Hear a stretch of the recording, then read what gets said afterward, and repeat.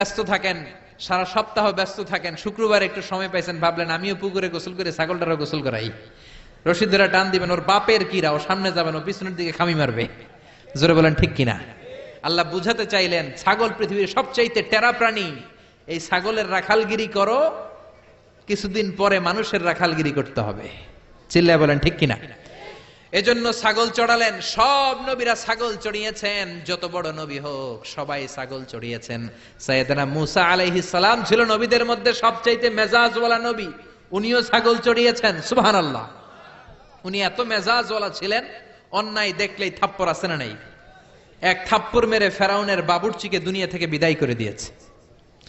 সবাই বলল এটা ফেরাউনের বাবুর্চি, দৌড় দাও।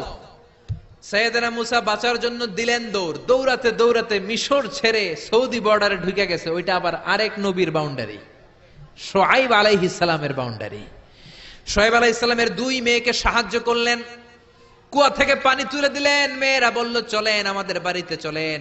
সাইয়েদনা মুসা ভাবলেন নতুন এলাকায় এসেছি, কাউকে চিনি না, ওদের বাড়িতে যাই। যাওয়ার পরে সাইয়েদনা শুআয়ব আলাইহিস সালাম মুসা আলাইহিস সালামের চেহারার দিকে তাকালেন। এট এ গ্ল্যান্সে ও মিয়া, পুলিশ পুলিশ চিনে, চোর চোর চিনে, আর নবী নবী চিনে। যেরকম ঠিক কিনা? শুআয়ব আলাইহিস সালাম নিজে নবী। মুসা আলাইহিস সালামের চেহারার নূর দেখেই উনি বুঝে ফেললেন এটা ভাবী নবী, মানে ভবিষ্যতের নবী হতে যাচ্ছে। চিল্লায় বলেন আল্লাহু আকবার। শুআয়ব আলাইহিস সালাম প্ল্যান করে ফেললেন। দেখেন এক একজন নবী কি ভিশনারি ছিলেন। ওনার মেয়ের বয়স সাফুরা, বয়স 8 বছর। ভাবলেন এই ছেলেটারে যদি 10 বছর কাজে খাটানো যায়, আমার মেয়ের বয়স এখন 8, 10 বছর পরে বয়স কত হবে? 18। বিয়ে দেওয়ার উপযুক্ত বয়স। যেরকম ঠিক কিনা? জামাই নবী পাওয়া যাবে। কি নবী? সুবহানাল্লাহ কইবেন না?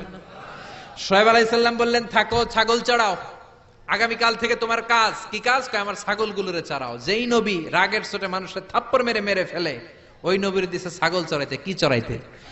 সাইয়েদনা মুসা আলাইহিস সালাম প্রথম দিন ডিউটি করতে গেলেন মরুভূমিতে।